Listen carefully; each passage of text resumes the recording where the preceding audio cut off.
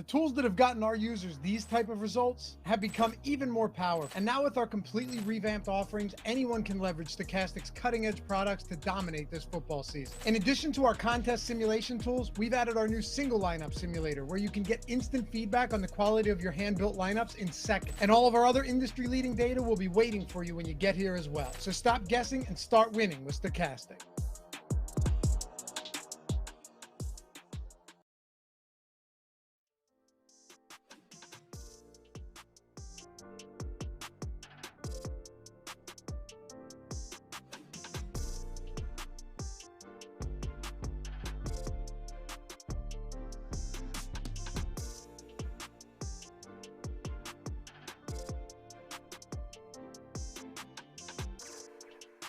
There he is, my dude, my dude. Oh, there we go. There's the right thing.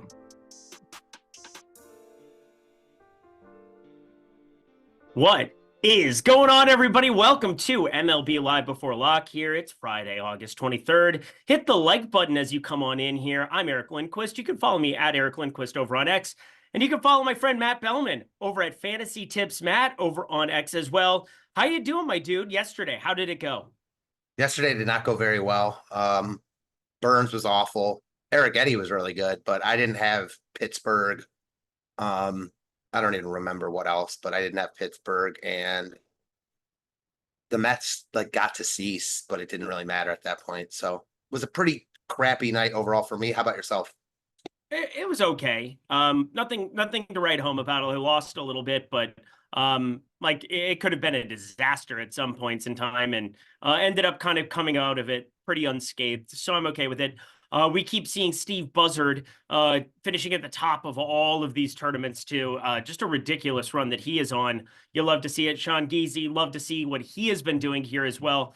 But don't forget, Matt Belman, 2 days ago, you absolutely smashed it. Had great calls across the board on multiple stacks. And that's the beauty of baseball, is it really only takes one every so often to push you to the top. So we're going to try to do that again. So how does that sound? Sounds spectacular, my friend. That sounds spectacular. We're, of course, sponsored by DraftKings Pick6. It's on the TV directly behind me. We'll cover them quite a bit here. It's obviously one of my favorite places to play. We'll see how some of the changes take way here over the course of next week. They're going to have changing lines, so it won't just be the static lines that we're used to. We're going to be paying close attention to that. I for sure am, because I'm firing those into the Discord every single day over at OddsShopper. We got Jordan Klein behind the mic, getting ready to rock here at all points in time. I'm sure he's going to give us a great, very contrarian home run play to finish out our program, that's for sure. But a little bit different than yesterday, where we had a 40-minute program, only 5 games. We've got 14 baseball games to cover front to back. That is 28 pitchers. Well, kind of 28. Depends how you look at some of the openers. But Matt Belman, 14-game slate. How you feeling about tonight coming into it? Man, rare to see slates this size. Feel like you have to, as someone who plays minimal lineups, change your strategy a little bit. Like, I'm someone who really likes to play bottom halves of lineups and things of that nature. And I'm not saying that you can't do that on slates like this, but it's not as needed, just because the top half of a lot of lineups are going to be very low owned. So you don't need to quite get as, contrarian and off the island as you normally might. That said, still baseball. So anything can happen on any given night.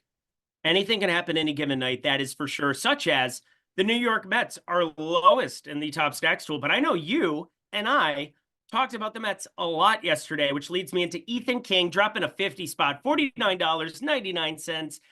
Love the tweet that I got today as well. I mean, it made my night last night to be able to see stuff like that. Ethan King, gents, thanks for the content. Turned $103 into 10K thanks to the Mets call and pitching discussions. Had just enough leverage. Thanks, Eric and Matt. How does that make you feel? Because it makes me feel warm and fuzzy inside, that's for sure. Same. Got a couple nice messages and tweets today. It always is nice when people are taking your advice and it works out. Yeah, it's nice. And then when we have stuff wrong, just don't talk to me because I probably lost more money. That's how I usually feel about it. Amen. But, it is what it is. Ethan King, we absolutely love to see it. Congrats on the smash. Again, Sean Geezy, everybody else just absolutely crushing it. Then we've got Sotex, $2. It's Chris Williams, truly the Chris Williams, the gifter of all subs within this YouTube. It's his birthday. Shout out to Chris Williams on his birthday. Happy birthday, my guy. I would sing it, but then I'd get yelled at because Jordan Klein doesn't like when I sing on shows anymore. I never get to do it anymore. Sad. It's actually, it's really sad. I want to. Happy birthday. No, happy birthday. No, I'm not going to do it. I'm thinking about it.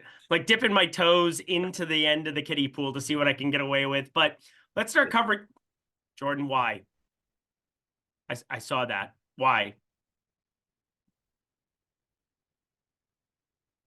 We got the top pitchers tool over at Stochastic. You guys can sign up for that at stochastic.com. We have all of our great tools and content. I'm very excited to bring all of it to you. We're going to begin our discussion, though, with Chris Sale. Chris Sale is $11,100. He is very expensive on DraftKings.com today. That is $1,300 more than Luis Castillo, $1,400 more than Carlos Rodon, who is the chalk of all chalk on this slate with his 8.5K prop across the industry today, which is just wild to look at. But I got to ask you, an $11,100 Chris Sale taking on Washington, I feel as though a 3.1 opposition total is really good to be staring at. If he goes 6+ innings, that's basically an implied total of 2 or less. How are we feeling about him on today's slate? Because I know you don't always like to pay up for the chalk expensive pitchers.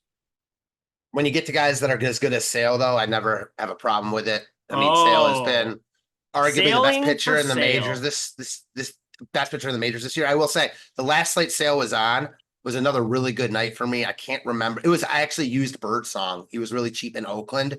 And I didn't use Sale that night. He was against the Angels, and he just shoved it in my face. So I finished like third in the big contest, not first or second. And Sale didn't even have a ceiling game because they took him out early because the Braves went off. So, yeah, I love Sale. Like on any slate he's on, he's expensive. He's expensive and really high owned. So again, can always make cases for not playing those guys, but you know, he's had one bad start this year. That start against Oakland at home. So could it happen? Sure. He might have one more. I don't even know if probably is the right word. He could have one more bad start throughout the entire year. If it's tonight, you're, gaining a lot by not playing him, but I think he's the highest floor and upside pitcher on the slate. So I like him a lot. Wouldn't consider him a must play, but as far as him versus Rodon, I like him more, even at the higher price point, although it's close just because of the matchup and the price points. As do I. I love Chris Sale today. Let me give you a couple of numbers that just blow my mind about Chris Sale. Because first off, I didn't expect him to have this kind of a season. I don't think anybody expected him to have this kind of a season. 2.46 xFIP, 2.06 FIP. By far, the best on this slate if you just extract Drew Rasmussen, who's barely going to pitch. But Chris Sale has a 5.1 WAR this year. The next best on this slate is Tanner Bybee at 2.7. We're talking about Chris Sale basically being double as good as like any other pitcher on this slate to this point. That is absurd to be looking at. And obviously, the strikeouts come for a ride. I'm very surprised to see 7.5 be his prevalent K line. They don't even have it available at some of the pick'em sites here anymore for me. And that's kind of a bummer because I was just jamming them at 7.5 when it was just sitting there, more or less. Well, I'll take more on that. Now it's basically saying, hey, you take 8 or 8.5 for a little bit more, or you don't take it at all. They're not giving you a less. And that is absurd because, two-way action is very, very important to the marketplace. But I'm just trying to encapsulate how good Chris Sale has been. And you look at this Washington lineup, I get that it's not the crazy strikeout matchup that you're going to get with a couple of the other teams with, pretty much every other team in baseball aside from 2 on today's slate. But I think Chris Sale just soars above this number. I see him going for 10, 11 in this spot, and I'm going to have him in over 70% of my lineups today. How do you feel about that? I don't know if I agree with that. Like Washington has some low K guys in their lineup. So I don't think it's like, it's not like the highest upside. He's transcendent. Like if Washington, it's the same old, like if all the pitchers that Washington faced this year, all the lefties were Sale, they'd be striking out a lot more. On the same token, if all the hitters Sale faced were Washington hitters, he'd be striking out less guys. Now, I think Sale is just the best play, and there's no Abrams in the Washington lineup. So yeah, he's lefty on lefty, but he's like their best player havoc on the bases. So I'll always take a guy like that out of the lineup. I like Sale a lot, maybe not quite as much as you do, but I like him a lot. Yeah, I like him a lot today. We'll see how it all finishes out in the Sims tool. Of course, we'll go to the single lineup simulator like we have all week, rounding out the Eric and Matt programs this week. Oh, it's been good times. It's been good times. Hopefully Greg's enjoyed his vacation, that's for sure. New Jersey, lovely this time of year. We're starting to get, well, it's still humid as F, and yeah, it's going to be football. It's going to be fall weather soon, and that's when I want to go visit him. But let's visit the 9K range here, where we have Luis Castillo pulling 15% ownership, Carlos Rodon 42% ownership. Hunter Brown only 5% against Baltimore was a little surprising to me. I'm going to have a little bit more than that. Nothing crazy. And then Tanner Bybee at 10%, really the only other guy pulling any ownership there. Let's talk about Rodon first, because 23.1% top 2 percentage, I think that is something that's showing up in the Sims tool as very, very nifty. It's showing up as a guy that you can easily get some exposure to, and it's not a big deal. But if you're playing 3 lineups, do you want to have him in 2 of 3? That feels pretty hefty, even relative to his 40% ownership. How are you planning to utilize Carlos Rodon and his 8.5K prop against Colorado today?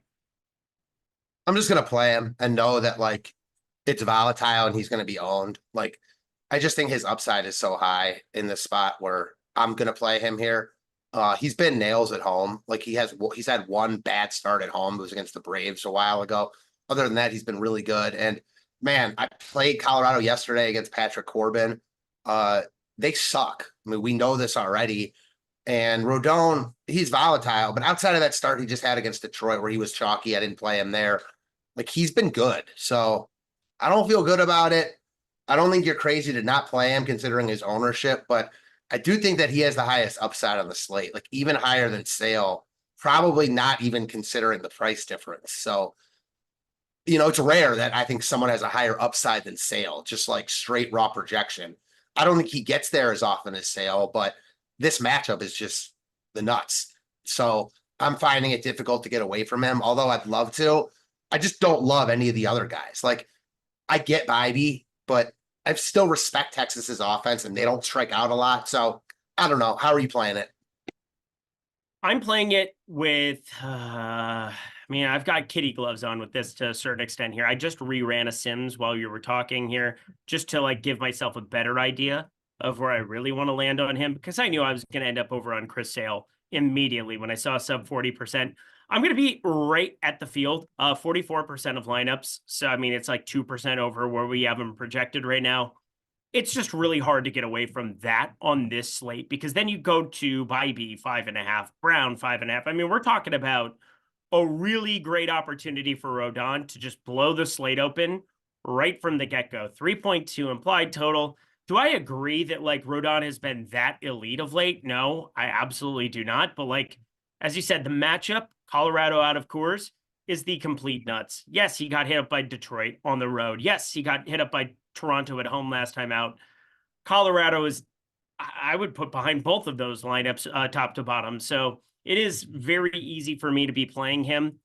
If you're playing one lineup, you can't necessarily just say Sale Rodon, can you? You definitely can. I think a lot of people are going to do that and play Detroit or Toronto. I think that's going to be the most popular build. Birdsong will also get ownership, but to me, the most popular build will be Sale, Rodon, and probably Detroit, but then Toronto mixed in. It's easy to fit those. So I don't mind playing Sale with Rodon. I'm just not going to play personally Sale, Rodon with Toronto or Detroit. That's fair. I'm looking at this matchup against San Francisco for Luis Castillo, 102 WRC plus, 94 WRC plus against righties, much, much worse there. 22.5% K rate, 15% ownership for him is a little bit surprising to see.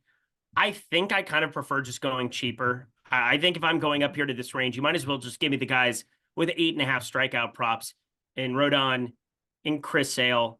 I don't find it that important to get to the rest of the range. There is one guy in the 7K range that we'll get to that I'm well over the field on, but like, I don't find Luis Castillo necessary in any way, shape, or form on this slate. I'm in 2% of my lineups. Who is that? Sorry. I was Luis looking at Castillo. I didn't see that Yordan Alvarez had gotten stretched, and I had a little, so I needed to fix that. Well, that is an important guy to get out of there. Yeah, I would agree. to be honest, I'm a huge Castillo fan in real life, and I like him a lot tonight. This is another guy, and it makes sense with the Seattle pitchers. He's so much better at home. San Fran is not, I'm not worried about them at all. They're not as good against right-handed pitching. And he offers a huge ownership discount from Sale or Rodon, specifically Rodon. He's like the same price. I feel a lot better about Castillo's floor here than I do Rodon's. I think Rodon has a higher ceiling naturally for sure. But if you told me one of these guys like walks 3 and gives up a grand slam in the first inning, like I'm putting all my money that that guy's Rodon. So I like Castillo a lot here. To be honest, I'm playing a lot of Castillo, Rodon, and Sale. Yeah, I like Castillo a lot. Again, I don't think his upside is as high as Rodon, but I feel a lot better about him giving you 18 to 22. Oh boy. I am not a huge Luis Castillo guy in this spot. Obviously, being in Seattle here, I do like the under of the game in general, but from a strikeout perspective, like it's so hard for me to like look at Luis Castillo, some of these other guys. And I think that there's some cheapies. I know that they're sitting with like 4.5, 5.5 K props, but I think we can save some money going down to some other lower owned pieces that I'm surprised are getting absolutely no attention. Looking at you, David Festa, but we'll get to him. Anything else in the 9K range you really want to touch on TK? No, I think that's basically it for me. All right, 8K range and 7K range. We might as well tie in because nobody has over 10% ownership. Is there anybody that you want to prioritize in any way, shape, or form in the 8 or 7K range on DK tonight? For me, no. I just don't think these guys are like, I think it's all about either spending up or spending down. I don't think that you really want to be messing with too much in this mid-tier range. Obviously, if you're playing 150, it's a different story, but I'm not playing 150. So this is not a range I'm going to get to. It's not a really strong range today. A lot of guys that we've seen have upside, but a lot of guys that haven't been able to harness that in tough spots. So just really hard to prioritize guys like that on this slate. You know, Laffy talked me into Bobby Miller a little bit, and I see both sides of it. Tampa has been awful lately. They strike out a ton. They've struck out the most against right-handers over the past 30 days, but Miller stinks. So I'm on the Tampa side more than Miller, but I think he would be like the one guy you could talk me into. I'm with you. I like Tampa a lot as a stack tonight. I like the over of that game. So we'll get to the ins and outs of that one for sure. But on the surface, there's no doubt that Bobby Miller looks terrible, and it would be hard for me to pull the trigger on anything substantial with him. Mackenzie Gore, I looked at for a while against Atlanta, 8,100. I think we can do a little bit better despite the Ks being sometimes prevalent for him there. I think 7,100 David Fest is the guy I can make the best case for. It's low ownership. It's Matt Carpenter in this lineup around a 30% K rate, given at the 8 hole where you're probably only seeing him twice. But I think there is a lot of upside in that changeup that he throws, and it's a really highly graded pitch. So it's not like I'm saying anything that you can't find on FanGraphs, but over on Savant, 4.25 expected ERA. He's been a little bit unlucky, closer to a 5 ERA so far. He's given up an 11% barrel percentage. I don't think that that's going to be something that he's doing long-term. If he is, he's just going to get completely slaughtered going forward. But a 42.3% whip percentage on that changeup, a St. Louis lineup that I don't find to be all that imposing. We saw them, struggle mightily to put up a ton of runs against Milwaukee, although they won some close ball games. I don't think it's that scary of a lineup. 80 degrees here at first pitch, 70% humidity isn't ideal, but sub 4 implied total here for David Festa. We've seen Festa Fiesta throw it around a little bit here. I think the changeup is going to play pretty live today. I think he's probably the only guy in the 7 or 8K range that I want to be over on or have anything substantial of. I have him in 14% of my lineup, so it's not even like I'm jamming him. I'm almost 3x the field, but I mean, it's kind of a price point play for me.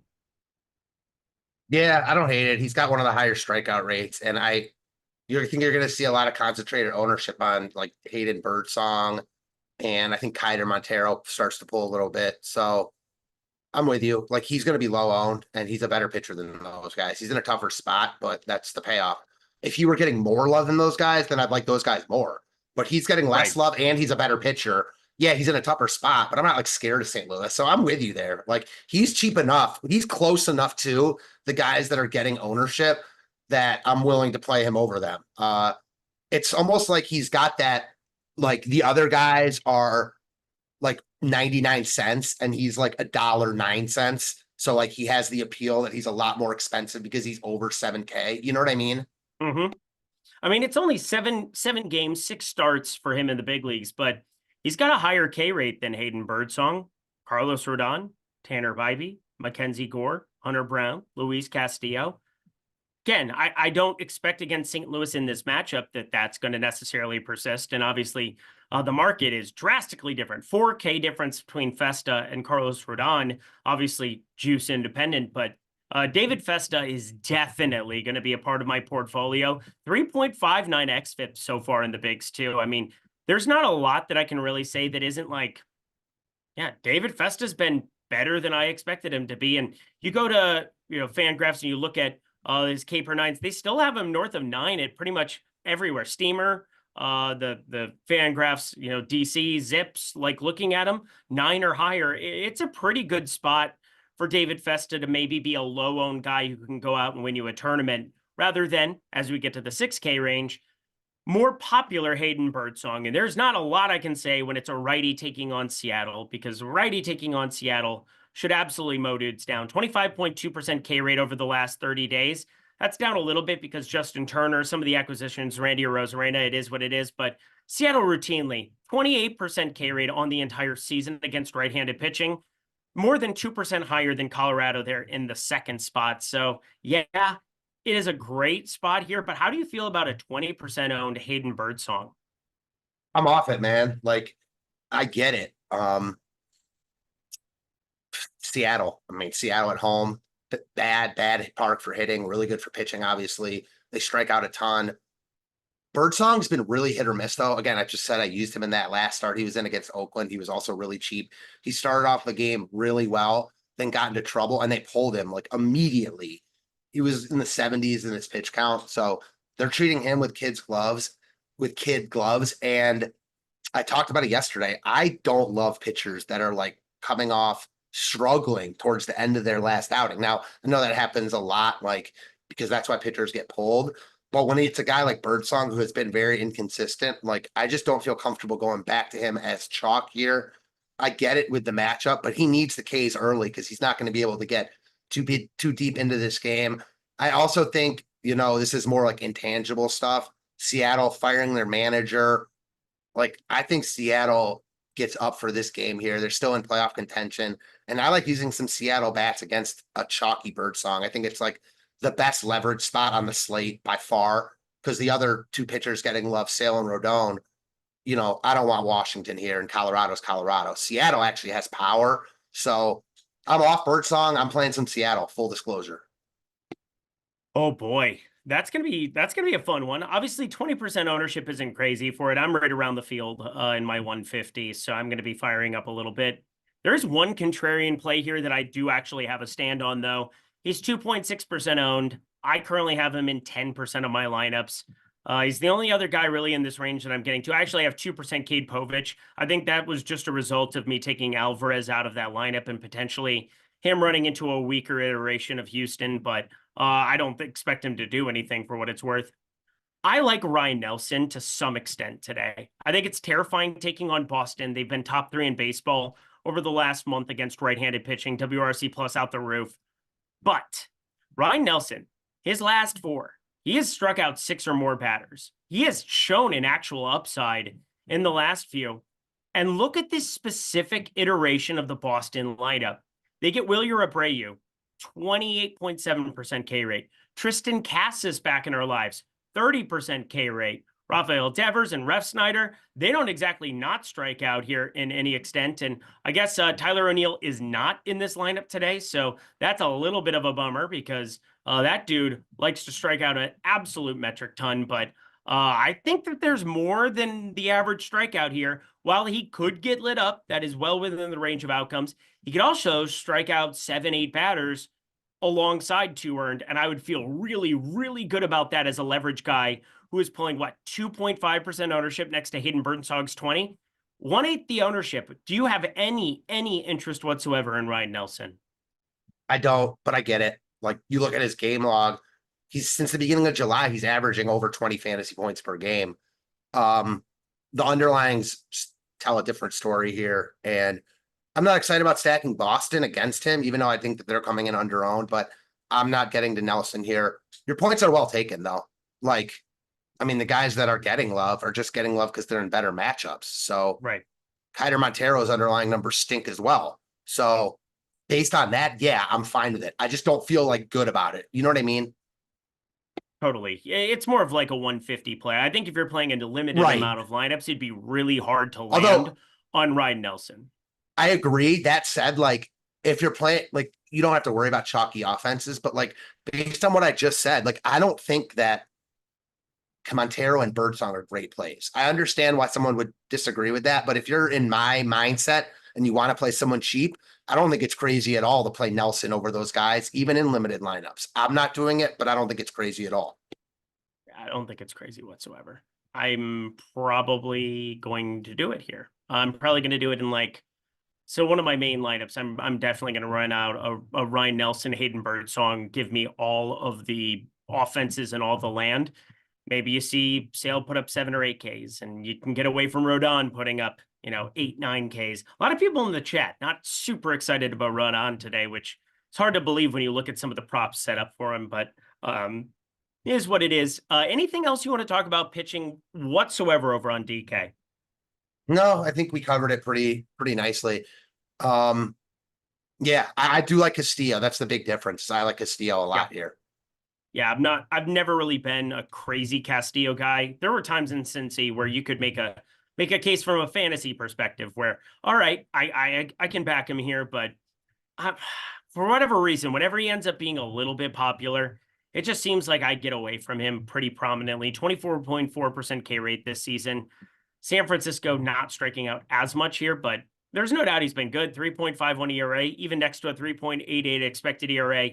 Still think he's a pretty decent pitcher. He's 31, a lot of mileage on the tires already, but I get it. It's a great ballpark. There's really no complaints about the ballpark whatsoever. So I'm hoping he doesn't strike out a million San Francisco Giants, and I'll be okay being, sub 10% on him. But before we jump over to FanDuel, well, our sponsor is DraftKings Pick6, so I might as well talk about DraftKings Pick6. If you guys haven't signed up over there, bet $5, get yourself $50 in Pick6 credits just by playing that $5 right from the get-go. You can use, let's go with promo code Lindy. Yeah, promo code Lindy is pretty good. Lindy. That is me. If you check out OddsShopper, my nickname, all the good stuff. But promo code Lindy gets you that $50 in bet credits. And what can you do over on Pick6? Well, you're taking lines that for today are still staying the same eventually, starting, I guess, on Monday it is, or maybe it's tomorrow.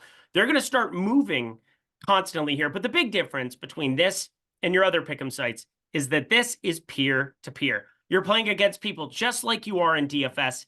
And if you get to play peer-to-peer, it's always a better proposition for me than playing against the algo over on the sportsbook. So check out DraftKings Pick6 here. You have a ton of options. You can go to the strikeouts thrown, total bases, hits, runs, RBIs. You can build 2 up to 6 people. It's a great opportunity to throw together some correlated cards. Yes, correlated cards where you can put a lot of the same batters together that you're putting into your DFS lineups, up to 5 batters from the same team, and then one other play and be set to go. If you want to know what I'm going to be rocking today, I like the Ryan Nelson more than 4.5 strikeouts thrown over there. We've seen this move to 5, even 5.5, where it's heavily juiced to the under, but 5 is the prominent number at other pick'em sites. And well, Pick6 has this at 4.5.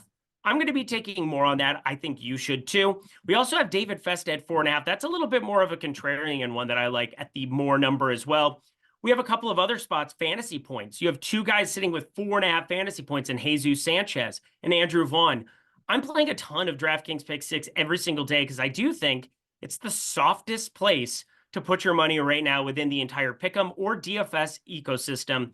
And if you guys want to check it out and see what I'm talking about using our tools and content over at OddsShopper for the Pick6 Optimizer, use promo code Lindy, bet 5, get 50 in anything over at Pick6. Thank you so much to them for their sponsorship of our program.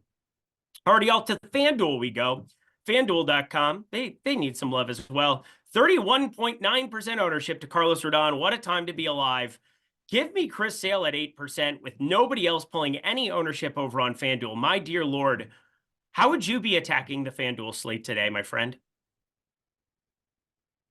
Man, I think I play Castillo. Like, I get it. You're giving up projection here, but I don't think it's as much. I don't think it's as much as other people do, and he's going to be by far the lowest owned of the three. Like, Sale looks the best in the tools. He looks similar to Castillo, but I think that if anything, Sale's ownership rises, and Sale also makes it a lot harder to build. So I'm going to say Castillo here. I'm going to stay on that. Feels a little bit like Burns yesterday, but not the same. Same but different, but same. So I'm gonna go Castillo. But yeah, I'm with you. Like, it wouldn't be Rodon. It'd be anyone but Rodon. That said, like, there's enough offense on this slate to get different if you want to just play Rodon. I don't think you have to get off the chalky pitcher on any slate. Pitching is much more projectable than hitting. Yeah, pitching sure is. Castillo, I'm okay with the 10-2 over on FanDuel, 5% ownership. I don't completely hate it because your quality start buoys a lot of things. Hayden Birdsong, going to be harder for him to go the full 6 with. I'm seeing 15.5, 16.5 as primary outs numbers. That's a little bit more difficult of an ask, but you're saving a lot of money at 7,800. Bobby Miller is pulling ownership there at 6,800. He's the 4th most popular pitcher. That's a little bit wild to be looking at, no? Yeah, it is wild to be looking at that. Man, I don't even.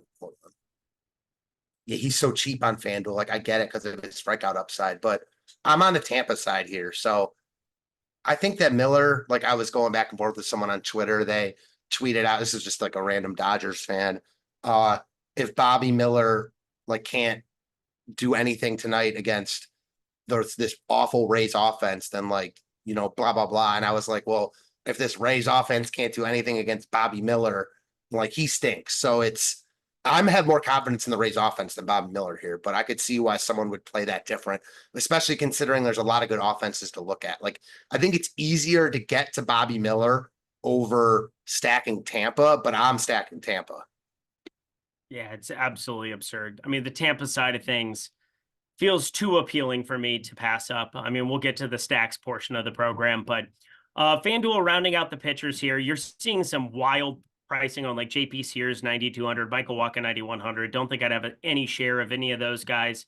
Hunter Brown 3.3%. I guess the strikeout stuff is good enough where, $800 less than Castillo, 2,100 less than Sale, 300 less than Rodon. There's some kind of a case to maybe going there a little bit more than I would on DK as well, but they're also, it's a tough spot taking on Baltimore with the amount of lefties that are in that lineup that have power and responsibility to utilize it on Hunter Brown. So for me, I'm probably going to make my flag plan over there, Chris Sale, 9.2% ownership.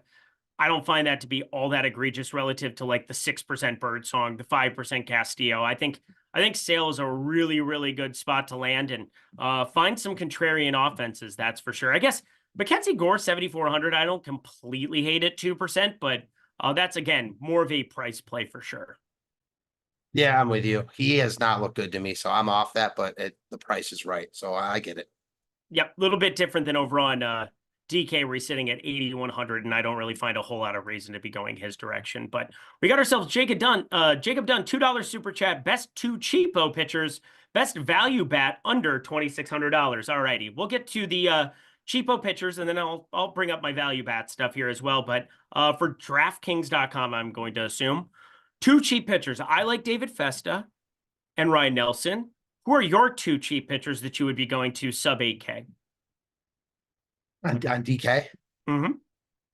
Sub 8K. I think the answer is Festa. And man, I like Seattle, but the answer's got to be Birdsong. Like, I just don't love any of the other options. And it's like, he's cheap enough and it's the matchup. So yeah, it's Birdsong and Festa. Yeah, I purposely didn't say Birdsong so I could let you say Birdsong because I thought that would be fun.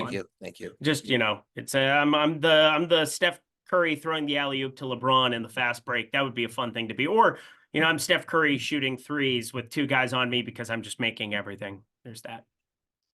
Those are fun times. Dude, I miss the Olympic basketball so much right now. I've been thinking about it so much today. I don't know why.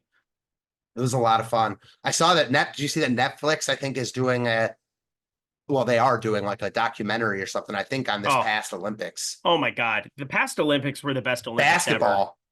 The basketball is off the chain. I mean, it was fun. Way more fun than I think I was listening to Bill Simmons was talking about this. Like the Olympics almost went like out of style for like a while, and now they're back in, and it's fun. It's a lot of fun. You know what's also fun, Matt Belman? The single lineup generator that is what you want to be checking out. The single lineup simulator over at Stochastic. Throw your lineups into the chat if you would like us to be analyzing it, throwing up on screen. There was somebody who reached out to me yesterday. He's like, hey, I wanted to throw my lineup in there, but then like I didn't want other people to use it. I can guarantee you there's a lot of people playing a lot of lineups today, and they've already made up some decisions. You can throw your lineup in here. I think it's good to know if something isn't pulling as much expected ROI as what you would hope, or as much as what you're getting on certain lineups in the contest generator. So for me, I think it's good to know, maybe change 2 players in it as you're throwing it out there, just to like have the idea of what the ballpark is for it to be. And then you can have those 2 batters that you change back in to have it be your iteration of the lineup. But I do understand that apprehension. I appreciated the feedback from that yesterday. That was good to know. But if you want to have your lineup assessed, throw it into the chat right now. Jordan Klein, the best producer in the game, named Jordan Klein, will be glad to grab it for you. But we're going to start breaking down our favorite offenses to get to on this jam-packed 14-game slate where there are so many places to go. I'm just going to ask you one lineup and one lineup only. So one lineup to roll them all, one lineup to find them. Who would you roll out in single entry tonight on DraftKings.com? I'm gonna say Tampa. It allows you to spend up on pitching, and they're not going to be nearly as popular as Detroit or Toronto. And I think they're in as good of spots as those teams. And like, yeah, I think Detroit has a better lineup right now than Tampa, but it's still Detroit, and they're going to be popular. And same thing with Toronto, who without Vladdy will probably be even more popular because they're cheaper now. So I'm on the Tampa side. And yeah, I think that, again, it's a slate where there's a lot of close teams, but for me, it's going to be Tampa. I love that. I mean, Tampa gets to go up against a guy in Bobby Miller. We talked about all the pitchers we want to play. Now let's talk about the pitchers we want to pick on. Guys who have, I don't know, a 25% home run to fly ball ratio. How dumb is that when you say that out loud? Crazy dumb. 4.81 xFIP is okay. 6.67 FIP, 25% home run to fly ball ratio, 343 BABIP is a little bit high and probably going to get a little bit lucky, but he doesn't even bring a lot of strikeout stuff to the table. And I had brought it up last year. I had no idea how Bobby Miller wasn't mowing down dudes. I still don't know, but he apparently just has like BP in his arm. He's just throwing batting practice out there at these points in time. Yeah, totally with you there. I don't have a lot to say about that. I'm kind of in love with that spot as well. Let's kind of work towards, the people who are building out 150 here for a second as we're talking through some of the other stacks, because we do have a couple of pronounced pieces of chalk on today's slate. I think that's pretty obvious. You got Toronto, that they've been chalk, I don't know how many days in a row. You got Arizona against Brian Bayo in a game that is nearing a 10 total here at this point in time. And then the Yankees going up against Kyle Freeland. I don't know if anybody's noticed what Aaron Judge and Juan Soto are doing lately. They seem pretty good guys to roster in DFS. Who would the next team on your radar be amongst some of these popular teams, guys that are pulling nearly that 10% ownership number, 6, 7, 8%? Who would the next team on your list be?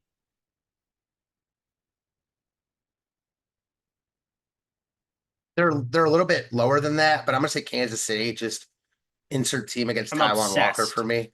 So that's my single entry team, if I'm being honest. I like Tampa Bay, and I have a ton of them, but I have in single entry today Kansas City. Yeah, I get that. I mean, insert stack against Taijuan Walker here. So I totally get it. Have you looked at his righty numbers that he's given up over the last 4 starts? He's bad. He is bad. 559 WOBA, 467 ISO, 310 expected ISO to righties. Not good.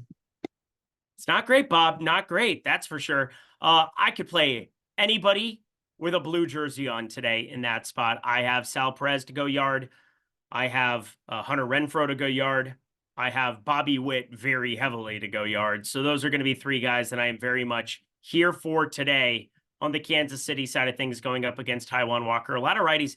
Don't disrespect the lefties either. I mean, he's got a, 148 expected ISO. That's not as good over his last four as what I just listed off for the righties. But on the whole season, 273 expected ISO to lefties. That's so nice of him. He is giving up power everywhere because he's so loving and caring, and he wants batters to make lots of money against him. So that's very adorable of him. I worked down the list, and there's a couple of teams that, like, I don't understand why they're pulling as much ownership.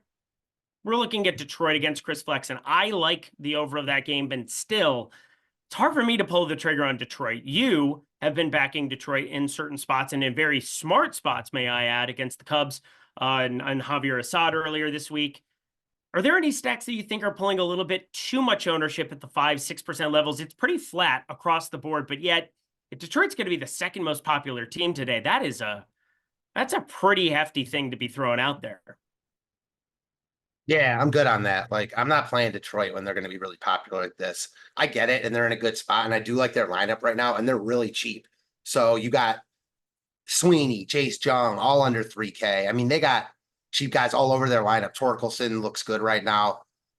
Like, it's a fade that I don't feel great about. I certainly think they could go off, but I'm not playing a chalky Detroit team on a slate like this when it's not even just the Detroit ownership. The amount of lineups that have Sale, Rodon, and Detroit is going to be a lot. I'm trying to get off the beaten path a little bit. I'm trying to win tournaments here. Yes. We know how top heavy they are. Like, fully aware Detroit's in a great spot and they could go off, but I like other teams more. Tampa, Seattle, teams that don't project as well, but it's baseball. It is baseball. And that's where I think just kind of isolating a couple of spots where we can really, really target some bad bats. I mean, Cade Povich, it's a little less appealing for me now that you don't have Yordan Alvarez in that lineup, but I can tell you one guy that I do want to be stacking up against, and it's nice because I'm a Minnesota sports fan. I'm wearing the Minnesota t-shirt. How about my Twins today against Andrew Palante, who he's kind of known for his ground ball stuff. I mean, he's got a 61.7% ground ball percentage, only a 14.8% fly ball rate, but I'm going to be getting some lefties up against him. I think it sounds like fun. Do you? Yeah, I don't mind it. Like, they don't stand out to me as some amazing stack, but they look good from a leverage perspective, and I see nothing wrong with them. No reason why I wouldn't want to get to them. Are they my favorite stack on the board? No, but if you told me they're yours, I wouldn't argue it. Yeah, not my favorite stack on the board, but I'm going through teams that I'm a little bit overweight to. I'm a little bit overweight on Minnesota. I'm a lot overweight on Boston up against Ryan Nelson. I talked about Ryan Nelson being a guy at 2.5% ownership that I want to roster. I would also like to stack against him because I don't think he's all that good. I know he's been setting the world on fire here. I think he still gets some strikeouts with that lineup in Boston, but weather's good, blowing out to right field. Ryan Nelson, 267 expected batting average, nearly 13-degree average launch angle off the bat. There should be some lefties taking him yard today as well. Yeah, I'm with you. If they end up being the highest scoring stack, I wouldn't bat an eye tonight. I love this question from Sean Geezy. And wouldn't you know it, the post lineup sim can help you out with a lot of this too, my friend Sean Geezy. But $10, this is going to be for you, Matt Belman, because I'm not playing high stakes all that frequently in the year of our Lord 2024. If you go back to 2019, I was playing a little bit, but it has been many, many years purely because on these shows, I do like to build out a lot of lineups. I do like to diversify more my portfolio, and it's been pretty consistent for me. But I know Matt Belman is much better at the old high stakes lounge than what I am or I would ever be in my lifetime. So I'm going to give him the leg up here and answer this question from Sean Geezy. Hello, friends. Hello, Sean. Congratulations on winning everything.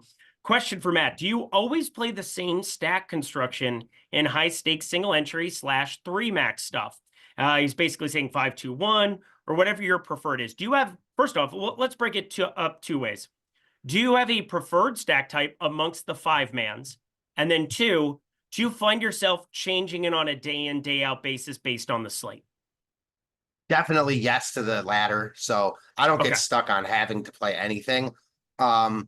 Ideally, it's 5-3s. I mean, that's what I'd love to play all of, but I don't play all 5-3s. I'll play anything from I'll play 5 and I'll play 5x. So I'll play 5 3s, 5 2s, 5 1s, and 5x. Like 5 3s, 5 2 1s, 5 1 1 1s. I prefer 5 3s, but sometimes, that's not how the cookie crumbles. And as far as what was the second part? Oh, do I change it every day? Yeah, definitely change it. Yeah. It's not like a slate specific thing. It's a lineup specific thing for me, like how the lineups come together. On slates like this, I think stacking is, more prevalent just because you can get caught up in so many different one-offs, et cetera. There's so many good spots on the slate. I think it's just easier to construct 5 3s than it might normally would be. But I think you're like all of it's in play. And I don't even mind, like, even on slates like this, especially in smaller fields, like 4 4s, 4 3 1s, I don't mind that at all. Yeah, so that's how I see it. I, could be in the minority in that opinion, but who knows? I love that answer. Again, everything should be somewhat slate dependent. We can change things up. Right now, we're waiting on the Milwaukee and the Tampa Bay lineups. I think those are the only two. But amongst my lineups I'm looking through, I mean, I'm building almost all 5-mans. I mean, I'm building out with 4-man stacks, 3-2-2s in the middle of it, but then I'm isolating out only the 5-mans amongst my lineup, my lineup grouping, my pool, excuse me. And I'm basically just picking out the top 150 for it on a day in, day out basis. I think when you're talking about, oh, of course, Tyler Steven, it's a home run today. Are you kidding me? Oh, how many times can I bet Tyler Stevenson and he just does nothing? And then today I'm like, it's 15 games. I'm not going to bet it, whatever. That is so painful. People who watch my shows know that I'm not happy about that. But anywho, we're back to this.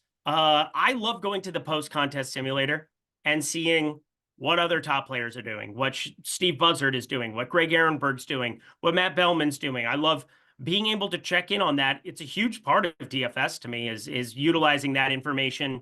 We used to do an entire show devoted towards it in the NFL streets that I really, really enjoyed doing it with my former coworker. And I kind of missed that show a lot because we would talk process. We'd talk the ins and outs of DFS rather than just who are the quote unquote plays. And, I think that for high stakes, whatever I've had tickets into like the 333 or like into, I had a couple FanDuel big tickets earlier this season for MLB. I'm basically doing 4-3-1s over there. Over on DK 5-2-1s. That's kind of like the hard and fast spot, but I'm okay to diversify it if there's something else that makes sense to change it up. And as long as I'm not going way against like GTO, game theory optimal, I feel pretty good about doing the thing that allows for me to get leverage on the field in any way, shape, or form. Yeah, I'm with that. Real quick, just run back. You were talking about how bad Palante is against righties, right? Not really. He's not terrible against righties because he's got like a 113 expected ISO, 323 WOBA. He's not terrible against them by any means. Lefties, he's been really good against 101 expected ISO and straight into the ground. I mean, lefties cannot get the ball airborne against him whatsoever. It's kind of a weird thing with Palante, but the thing is that Minnesota brings a lot of different elements to the table. It's decent enough hitting weather in Minnesota. I don't want to go crazy on it, but we have nearly a 5 implied total. So, I mean, either Palante is a lot better than that implied total, or I should look at the implied total and the ownership coming in on Minnesota and say, I might have some positive leverage here. Yeah. All right, cool. I just wanted to make sure that that's what I had heard or not heard. Yep. I'm here for it. Any other team you really want to highlight here? I do like the Dodgers. Riddle me that. They're pretty good at baseball. I do. And again, I'm going to call out Seattle again. I know it's a tough ballpark, but it's not going to be the first time that an offense, has a good night here. Again, I don't go to Seattle hardly ever at home anymore. I've talked about that a lot with EMAC, but I feel like the intangibles, like they got the vibes working here with Scott Service gone. If they suck tonight, I probably won't play them again at home against a righty all year for the rest of the year. One day, one game sample size is going to dictate everything on that. Yes, I honestly say that in jest, but I know I don't play that. It's a fool's errand to play Seattle on big slates at home. I'm trying to catch lightning in a bottle, more or less, but I just happen to like the spot for them. They don't project well. Birdsong does. If Birdsong weren't getting ownership, I probably wouldn't like them as much, but he is. So the leverage is real. I just saw Humboldt 707. I have to say, I just won $2,100 on a Pick6 golf entry for a 6-pick. It was a $3 entry. Dude, sometimes on Pick6, you get outrageous payouts. I think the most I've ever gotten, it was an MMA slate where I can't remember what it was. It was something that Greg recommended to me. We were talking about it after the show, Jordan Klein and I were. And I won like $7,000 or something on a Pick6 lineup that was like, I think I had $20 or $50 or something on it. I can't remember, but Pick6 has a ridiculous payback on you on a couple of those. If the chalk fails, you're in a really good spot to rake in the money over on Pick6. So yeah, promo code Lindy if you guys wanted to sign up. Again, all you have to do is bet 5, get $50 in Pick6 credits. That's an awesome opportunity.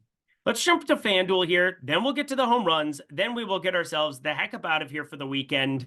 It was so fun hanging out with Matt Belman this week. Smash the like button for Matt Belman filling in.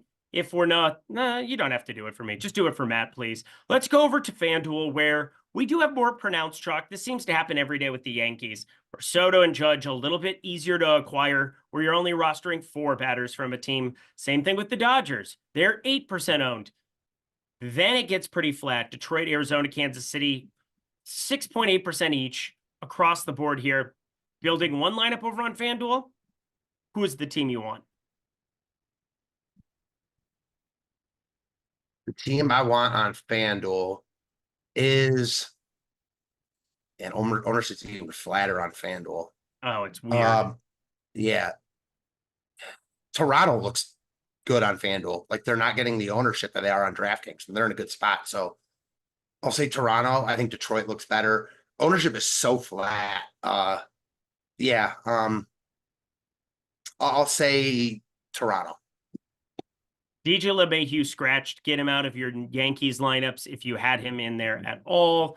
I know that, he's a guy that is going to be more reserved for the people playing 150 or playing one lineup. I doubt DJ LeMahieu in the 9-hole 2.6K was going to be a part of it. Maybe he was. I don't know. But we'll see who the Yankees end up putting in there because they're obviously going to be an appealing one-off. Jazz Chisholm is back in that lineup. So maybe we get Ben Rice playing first base. That's who I'm going to assume is going to be the guy. Hopefully we get that confirmation in the next minute or two. Yes, it would be left on left, but even still, I think that they probably roll him out in the 9-hole, and he's hitting like 180 as it is too. Him and DJ LeMahieu have both been just terrible. It is what it is. But let's get ourselves on FanDuel, by the way. My one lineup, I think, would end up being the Dodgers or Tampa Bay. I'm still looking at that game. And I am correct. We do have Rice in the 9-hole there. So, yay. I will go collect my fake winnings around the corner there for that one. But, Matt, it's been an awesome week. And you've been especially good in the home run department there. On Monday, I guess I was pretty good with the Corey Seager call. But since then, it's been all you, baby, on this program. Who is your Friday dong of the day? I'm going with a guy who had been struggling. This is just like the Siri call, except he didn't hit a home run his last game, but he got on base a few times. And this is a perennial hot and cold hitter. Teoscar Hernandez going yard tonight. Oh, Teoscar Hernandez. I know you love that. I know you were not even thinking about him, never even mentioned him, and just off the top rope. 6 to midnight so fast. Oh, my dear sweet God. I don't know how it could be anybody other than Bobby Witt Jr. for me. I brought it up on betting shows. I brought it up today. I brought it up multiple iterations. Yeah, 273 expected ISO against lefties on the season. There aren't a ton of lefties. Obviously, MJ Melendez has had a pulse of late. I'm going to play MJ Melendez in my Kansas City stacks. That's not an issue. But then you have Isbell, Frazier, Pasquantino. None of them like the craziest power dudes on planet Earth. But Bobby Witt Jr. gets to take on a dude who's basically throwing glorified BP and 19.4 degree average launch angle off the bat for Taijuan Walker against righties. Only a 13.3 degree average launch angle against lefties. I think with the wind blowing out to left, I think with Bobby Witt, who hits over 400 in his home ballpark and like 290 on the road, we are looking at an awesome opportunity for Bobby Witt to put the ball in play. And if he does, it's probably going to go high and forward towards that pole there in Kauffman Stadium. So my home run, no doubt about it, plus 475 over on BetMGM and tons of him in DFS, Bobby Witt Jr. Let me see everybody in chat. Throw in your home run plays into the chat. I will read them off here. We got ourselves Bregman from David Wayne in all exclamation marks. Jazz Chisholm from Zotek. Schwarber from Michael Sorek. Teoscar Hernandez against lefty. Fake news. No, he's very good against them. Bregman, Teoscar, I think that was sarcasm by him anyway. Soler going yard, that's a wild one. Logan O'Hop, why is he batting sixth today? These are things I'm always wondering. Otani bomb, that's chalk as all chalk can be. The Low brothers, they're not related. DeYoung, that's a dong. Okay, that'd be wild. Stanton, Mookie Betts, higher end, and Luke Raley for cheap from Chris Williams, who also gave out 5 more subs today. What an absolute stud. Anthony Harris Stanton. Nice, Kevin. Bobby as well. He's just been tailing me all week. I appreciate you, nice Kevin. Gunna from Francisco Rubio. Tyler Fitzgerald. Royce Lewis. Paul DeYoung. Azuna and Judge. My goodness. It's been an awesome home run week, but we must end with producer Jordan Klein. Who is your home run pick of the day, my dude? It's Corbin Carroll for the vibes, for sure. Corbin Carroll for the vibes. He caught a vibe. Baby, are you coming for the ride? That is what he wanted to let you know. That's Will Smith's daughter singing that. Willow? Yeah, I think that's her name. Anyway, we're going to get ourselves the heck up out of here. Go follow Matt Belman at Fantasy Tips Matt over on X. Any final words for the people, my friend? That's all I got, man. Fun week. Hopefully we get to do this again soon. Hopefully we do. We can get Greg a couple of days off here and there and let us kick it here. Fun to be able to host all week, be able to talk you through the ins and outs of all the great stuff here at Stokastic, as well as DK Pick6. Again, Stokastic, check out that single game simulator or single lineup simulator, because it is going to be a huge part of the NFL as well. The NFL, 2 weeks from now, we will have started. We'll be a fully operational Death Star. I'm looking forward to it. He's Matt. I'm Eric. Best of luck in the MLB streets tonight.